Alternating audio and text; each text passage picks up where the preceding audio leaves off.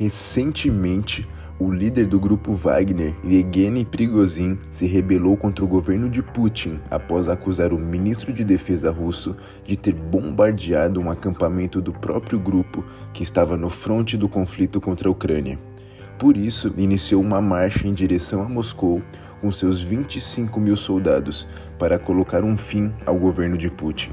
Em suas palavras, libertar o povo russo de um governo mentiroso, corrupto e burocrata. Para entender como a situação russa chegou nesse nível de tensão entre seu próprio governante e o principal grupo militar atuante na Ucrânia, precisamos primeiro entender o que de fato é o grupo Wagner e qual a sua relação com o governo de Putin. Oficialmente, o grupo Wagner não existe, uma vez que a Rússia proíbe grupos mercenários. Porém, por debaixo dos panos, o grupo Wagner nada mais é do que um grupo paramilitar russo, que teoricamente seria um grupo de segurança privada de alguma empresa estatal.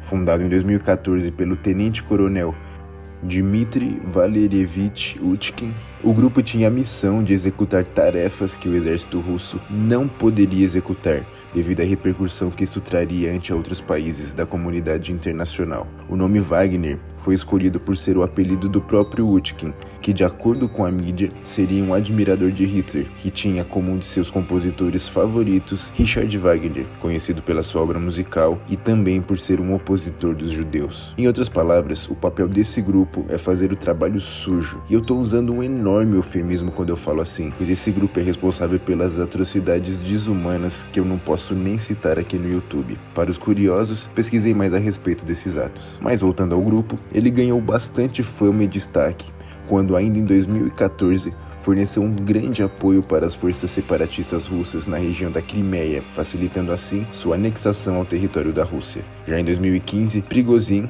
um bilionário russo, dono de empresas do ramo alimentício, viria a se tornar o líder do tal grupo paramilitar. Atualmente já é sabido que o grupo atuou em diversos países e conflitos ao redor de todo o mundo, principalmente em países africanos e asiáticos, chegando a atuar até mesmo em apoio ao ditador Bashar al-Assad.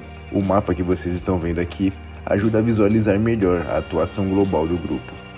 O grupo Wagner ganhou muito destaque midiático pela sua atuação na guerra contra a Ucrânia, principalmente por estar atuando na linha de frente dos principais batalhas que lá ocorrem, sendo eles a principal força de ataque russa em Bakhmut, a frente mais sangrenta da guerra. Como entraram na guerra por debaixo dos panos, assim eles planejavam continuar atuando. O que eles não esperavam, porém, foi um descuido de um de seus próprios integrantes, que acabaria por revelar muitos de seus segredos para o mundo inteiro. A existência e a atuação do grupo Wagner era altamente secreta e quase nada conhecida até pouco tempo atrás. Por isso, uma grande aura de mistério sobre a extensão de sua influência e poder surgiu recentemente com o desdobramento dos eventos recentes. Um evento que traria maior entendimento e jogaria um pouco de luz sobre o tal grupo veio de uma forma inesperada: um tablet quebrado da Samsung. No dia 12 de agosto de 2021, a BBC publicou uma matéria na qual um de seus correspondentes teve acesso a um tablet abandonado numa das áreas de conflito da guerra. Esse tablet, ao ser encontrado e enviado a Londres para análise, foi confirmado como pertencente a um integrante do grupo Wagner. Essa descoberta possibilitou um melhor entendimento sobre a atuação e influência do misterioso grupo na guerra da Ucrânia. Nesse tablet estavam registros de recebimentos de armamentos e seus quantitativos, anotações em mapas, listas de itens de compras, manuais militares, entre outras coisas, como um PDF do livro de Hitler Mein Kampf e o livro do Game of Thrones. Uma das conclusões que se pode tirar da descoberta desse tablet foi a certeza de que o grupo estava, e ainda está, sendo financiado por um apoiador de alto nível, visto a sofisticação e dificuldade de se obter os armamentos que eles estavam recebendo. Ainda foi possível ter uma melhor ideia da influência e atuação do grupo em outros conflitos internacionais, como o conflito na Líbia, por exemplo, através de vários pontos marcados no mapa que viriam a ser identificados como a localização de minas terrestres plantadas pelo grupo em regiões residenciais desse país. Pistas escondidas em anotações no aplicativo dos mapas sugerem que o dono do tablet seria um combatente identificado como Metla, um russo de 36 anos chamado Fedor Metelkin, que teria se juntado ao grupo há 5 ou 6 anos atrás, lá pela época de sua criação na separação da Crimeia. Essa mesma reportagem teve acesso a 2 ex-integrantes do grupo, que informaram que o Wagner não é uma organização que te recruta para você fazer parte dela. Ao invés disso, os interessados se candidatam a contratos de curto prazo, assim como fazem os trabalhadores de plataformas de petróleo, por exemplo. Após isso, são chamados para o exterior para cumprir esses contratos, com o entendimento que, se morrerem, não há garantia nenhuma de que seus corpos serão repatriados. Um desses ex-combatentes afirmou que a principal motivação dos que estão ali é o retorno financeiro, já que a maioria vem de lugares muito pobres e distantes dos grandes centros urbanos, e enxergam na guerra uma oportunidade de melhorar de vida, chegando a ganhar até 10 vezes o salário médio. Também comentou que muitos integrantes, incluindo ele, têm ficha criminal e por isso acabam não sendo aceitos no exército regular. Um tabu entre os integrantes do grupo é discutir sobre quem financia toda a operação. Assim como em Harry Potter, o nome Voldemort não deve ser pronunciado em voz alta, mas a julgar pelo grau de sofisticação e quantidade dos equipamentos que utilizam, fica quase que evidente se tratar de um braço do governo russo. Um nome que ganhou enorme notoriedade, tanto pelos vídeos que aparece, quanto pelas decisões que toma, foi o de Yevgeny Prigozhin, que, como vimos, teria assumido o grupo em 2015. Assim, para juntar as peças faltantes desse quebra-cabeça, é primordial entendermos quem é ele e qual a sua influência no grupo Wagner e na Rússia. Prigozhin nasceu em São Petersburgo, na Rússia, já tendo sido preso em 1981 por roubo e fraude. Cumpriu pena de 9 anos e foi solto em 1990, o mesmo período que a União Soviética passava pela perestroika e glasnost. Como um novo homem, passou a vender cachorro-quente com sua mãe e padrasto no mercado.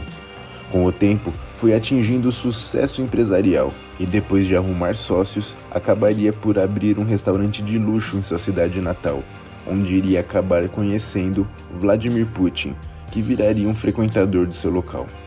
Com isso, conseguiu firmar contratos governamentais de fornecimento de alimentos. Apesar de negar sua liderança do grupo Wagner por muitos anos, em 2022 ele acabou por aparecer como então líder do grupo. Agora, com todas as cartas na mesa, uma importantíssima pergunta paira no ar. As ameaças de Prigozhin têm mesmo o potencial de desestabilizar a Rússia? O seu grupo tem força o suficiente para bater de frente com Putin? Ou seriam todos amigos por detrás das câmeras, cooperando para o mesmo objetivo? Como vocês já sabem, o líder Prigozhin desistiu de sua marcha até Moscou, principalmente por influência do primeiro-ministro da Bielorrússia, para assim evitar um banho de sangue, e Putin, por consequência, retirou as acusações de terrorismo contra ele. Entretanto, seria mesmo possível ele ter representado alguma ameaça a Putin caso não tivesse mudado de ideia? Eu particularmente acho que não, e só de pensar um pouco, já se percebe a loucura que seria pensar numa coisa dessas.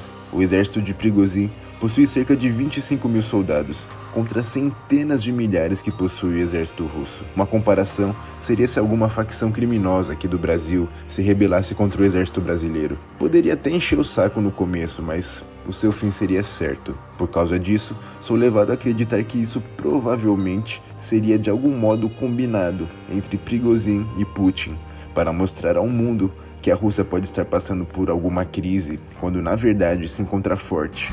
Ou então, ainda poderia ser um plano para retirar o grupo Wagner do fronte da guerra, por qualquer motivo que a inteligência russa tenha julgado necessário, mas sem deixar transparecer isso para a comunidade internacional, sendo esse teatro a melhor maneira que acharam para fazer isso. Lembrando que Prigozhin e Putin se conhecem e almoçavam juntos. Mas eu sinceramente prefiro deixar essas perguntas para o futuro responder, visto que o nível de informação realmente confiável que temos desses assuntos é quase nenhum.